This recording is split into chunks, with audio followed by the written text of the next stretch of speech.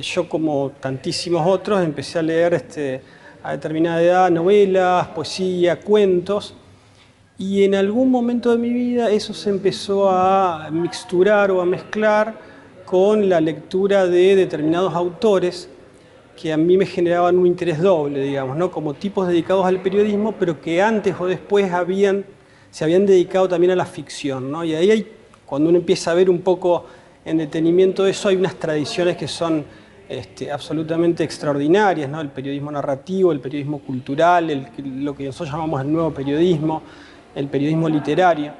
Y entonces yo ahí me empecé a sentir, digamos, como muy identificado por los intereses de estas personas y por las grandes obras que habían tenido, ¿no? Y ahí tenemos, o sea, para nombrar a dos o tres, tenés a Roberto Arlt, tenés a José Martí, tenés en Estados Unidos a Hunter Thompson, tenés a Balzac, tenés a Dickens. Y en esa, digamos, en esa recorrida, en ese interés, que yo te digo, insisto con esto, en mi caso es específicamente un interés de lector, que se combinó con los intereses académicos de la carrera, ¿no? Y en un momento determinado, yo que soy un ferviente admirador de Borges de toda la historia, de toda mi vida, quiero decir, me encontré, la verdad es que hasta hace unos pocos años no lo sabía, me encontré con la existencia de una obra periodística de Borges muy extensa, que caracterizó, yo diría, los primeros años de él como emergente de la cultura y del arte argentino. Y él tiene toda una obra periodística que yo creo que no es demasiado conocida. Y luego a mí me sucede algo que también debo contar acá, ¿no?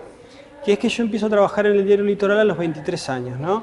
Entonces empecé a trabajar en el diario, y por mi formación, por mis intereses y por mis lecturas, yo necesariamente quería dedicarme a algo que tuviera que ver con el periodismo narrativo, literario y demás. Entonces pasé por diferentes etapas y por diferentes secciones en el diario, pero siempre como con un norte muy marcado. Y por suerte o porque, digamos, trabajé medio inconscientemente para eso, en un momento determinado me pusieron a trabajar en la parte de espectáculos, cultura, persona y sociedad. Y ahí es donde yo empiezo, digamos, a despuntar el vicio y a, te diría, ejecutar una praxis que venía de estas lecturas, de la lectura académica y de la lectura literaria, ¿no?